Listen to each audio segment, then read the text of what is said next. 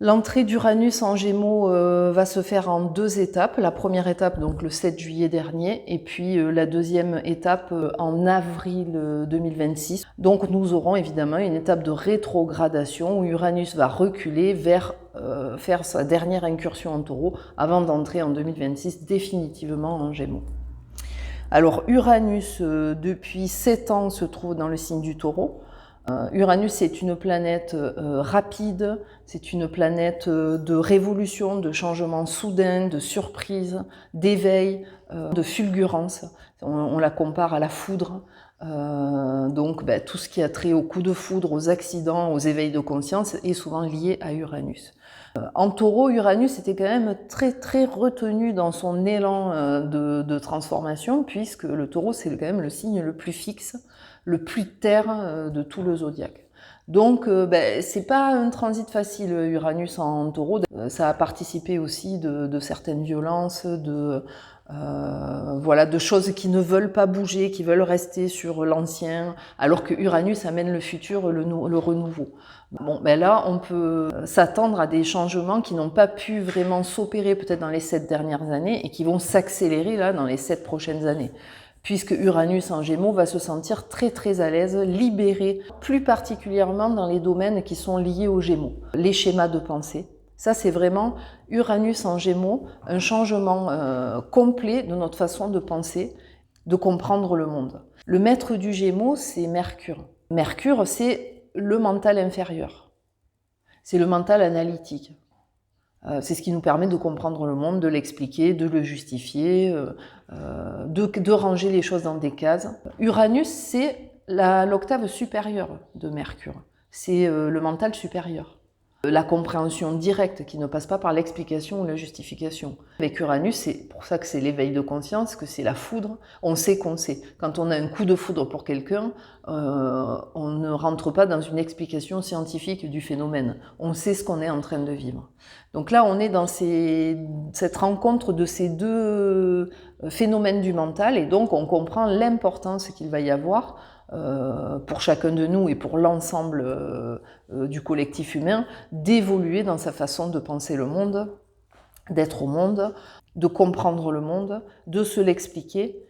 On est aujourd'hui dans un monde qui a élu le mental comme un peu un dieu. Le monde est expliqué par le mental, par la science, par ce qui est compréhensible, par une pensée matérialiste. L'arrivée d'Uranus en Gémeaux, c'est une remise en question profonde de ces façons de penser le monde. Ça se coordonne de manière assez magnifique avec l'arrivée de l'intelligence artificielle.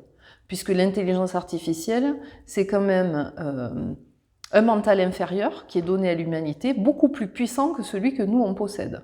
Un mental analytique, une capacité de comprendre, d'aller vite, de réunir des informations, de les assembler, de les structurer. Bon, ça, c'est tout lié à notre mental inférieur. Mais là, ça y est, on est dépassé. Donc ça va poser la question, nous, qu'est-ce qu'on est?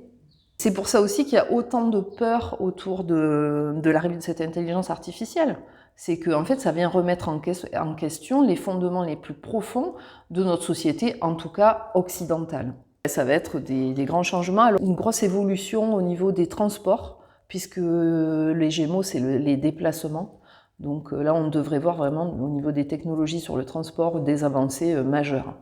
Je pense qu'on ne peut même pas imaginer ce qui va être possible dans les années qui viennent, ou ce qui va peut-être émerger en termes de possibilités et qui peut-être se construira après ce transit. Mais en tout cas, c'est pendant ce transit que vont émerger peut-être de nouvelles technologies ou de nouvelles façons d'envisager nos transports sur la planète. Et avec Uranus, ça peut aller tout à fait aussi dans un côté de véhicules partagés, d'intelligence collective autour des déplacements collectifs. Ça peut être vraiment lié aussi, pas simplement au niveau technologique, mais aussi à des niveaux d'organisation humaine autour du transport. Et les schémas de pensée, le mental inférieur, les transports, et puis évidemment tout ce qui est la communication. Donc tous les outils de communication, la façon de communiquer. C'est l'idée quand même qui tend vers une communication directe. Des fois qui passe pas forcément par les mots, mais plus par quelque chose d'intuitif. Alors peut-être aussi une communication avec d'autres dimensions d'existence, que ce soit en soi ou, j'en sais rien, dans notre cosmos. Il y a quand même avec Uranus en Gémeaux, sans doute une augmentation de la colonisation de l'espace ou de la rencontre avec le cosmos, l'espace, ce qui est au-delà de juste notre planète. Soit aussi une meilleure compréhension des fonctionnements du cosmos. Il y a vraiment des révélations, des éveils de conscience collectives, aussi dans la façon dont on fonctionne ensemble, tout ce qui est la coopération, l'intelligence collective, tout ça devrait aussi énormément se développer. Alors soit on n'a pas le choix et qu'on est obligé d'en arriver là, soit que c'est décidé, c'est organisé, mais on devrait aussi voir des grands mouvements d'intelligence collective et de force de coopération sur la planète, et peut-être même juste dans notre réalité quotidienne. Et le Gémeaux, c'est un signe d'humilité. On s'enrichit de ce qui est proche de nous. On apprend par nos voisins, notre famille, nos proches, notre entourage, notre territoire. Ça va vraiment mettre les territoires, le côté local de nos vies, en lumière. Le Gémeaux, c'est le signe qui est face au Sagittaire. Et le Sagittaire, c'est voilà, les philosophies de vie, les grandes vérités du monde, de dogmatisme, où on impose une vérité, on a le savoir, et on a des élites qui pensent avoir tout compris et qui ne se remettent jamais en question. Mais ça, c'est les écueils du Sagittaire. Le Gémeaux, lui, est beaucoup plus simple, beaucoup plus humble. Où est-ce qu'on projette dans nos vies des grandes choses, des grands rêves, des grandes vérités, et que finalement on s'éloigne de la réalité de notre quotidien? Comment on va trouver l'extraordinaire dans nos vies ordinaires, dans nos quotidiens? On est très conditionné, je pense, à la réussite. Il faut être meilleur que les autres pour y arriver. Mais ça, avec le Uranus en Gémeaux, c'est pas du tout le projet. Le projet, c'est au contraire, il faut être ensemble. Il faut aller à la rencontre des gens qui vont nous compléter, puisqu'on est par nature incomplet, on est une part de lumière de ce monde, mais sans les autres, on ne peut pas faire grand-chose. Aujourd'hui, c'est vraiment la loi de la compétition, on le voit, ce Mercure, ce mental inférieur, il est prévalent à l'école. Il faut être meilleur que les autres, combien t'as eu combien, et les autres, ils ont eu combien. On n'est pas dans le travail d'équipe. C'est pas Mercure qui veut ça, c'est nous ce qu'on en a fait. On nous a appris qu'on devait être malin, intelligent si on voulait réussir et être heureux. Ça, c'est le programme du mental inférieur. Parce que la réussite scolaire, c'est du par cœur, c'est des apprentissages logiques. Il n'y a pas de temps où on va prendre le temps de ressentir la nature, de se relier à quelque chose de plus vaste, d'intégrer des parts de mystère dans l'enseignement.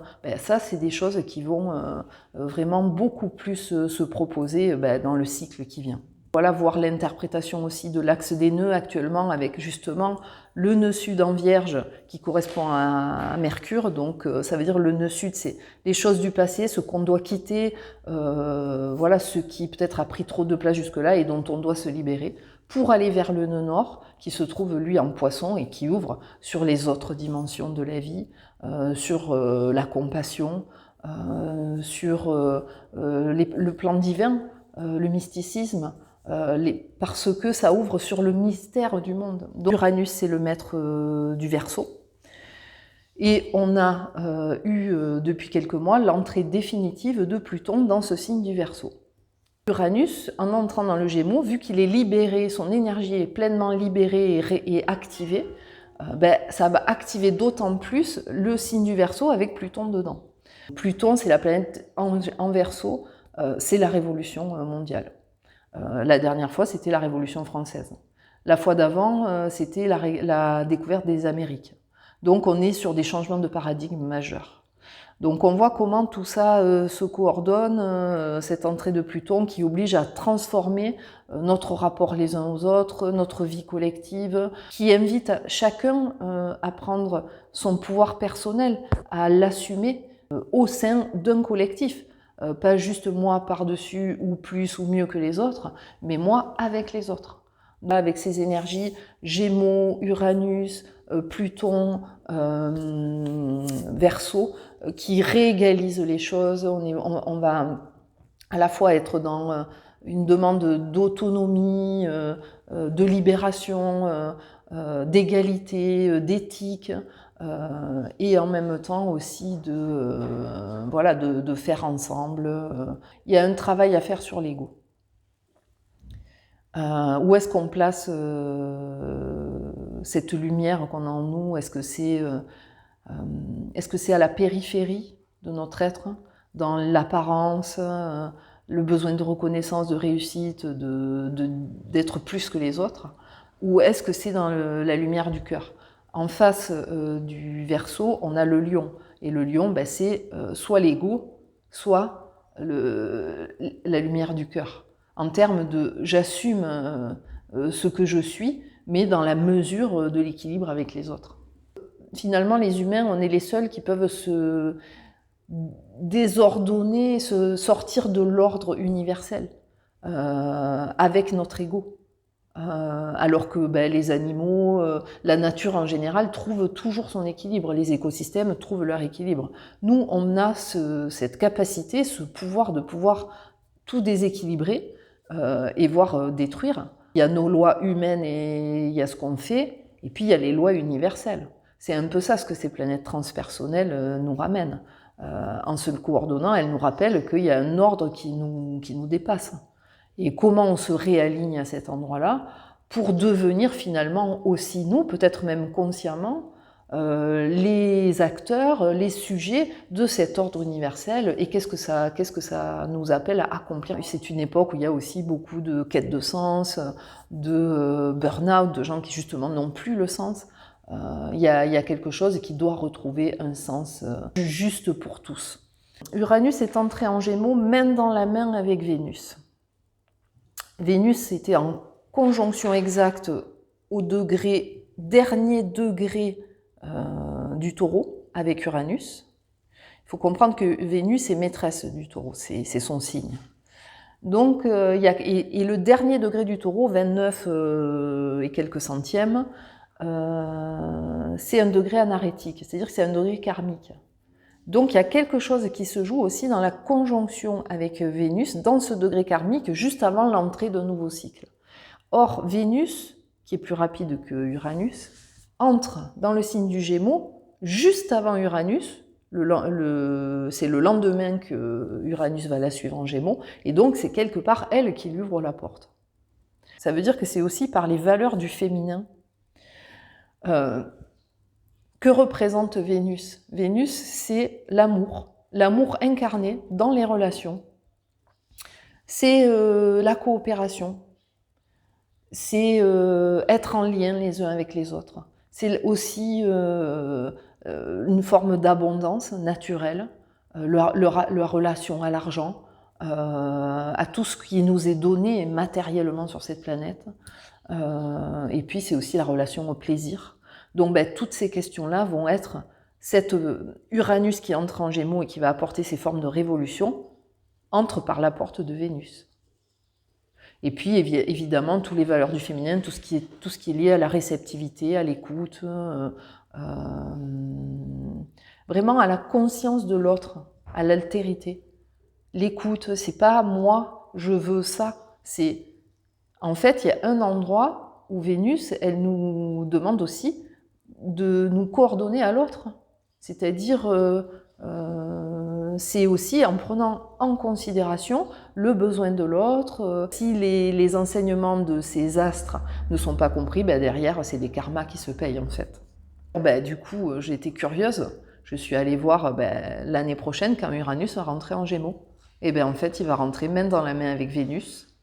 Ça sera exactement le même processus. Ils vont faire un dernier transit au dernier degré du Taureau ensemble, et Vénus lui ouvrira la porte en Gémeaux. Donc là, l'information est très claire.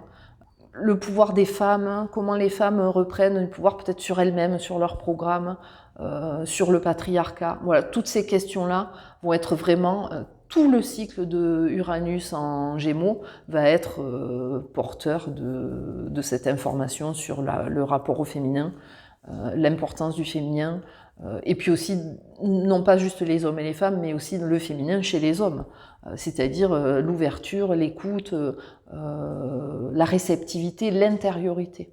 Ça va nous faire vraiment, vraiment travailler, nous les femmes, sur notre féminin, et puis ce qu'on amène à ce monde.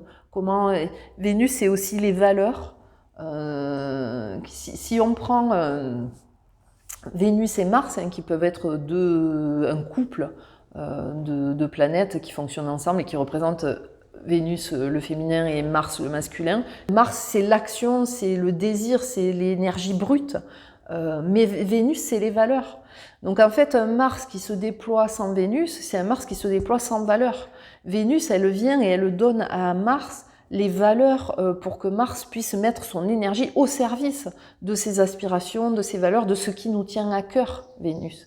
Et donc le fait qu'elle s'invite dans ce transit de la plus haute importance et qu'elle se relie à ces planètes voilà, qui parlent de notre vie spirituelle, elle montre qu'elle est une porte essentielle de l'intégration de ce nouveau paradigme, de l'activation voilà, de ces nouvelles capacités qui viennent à nous.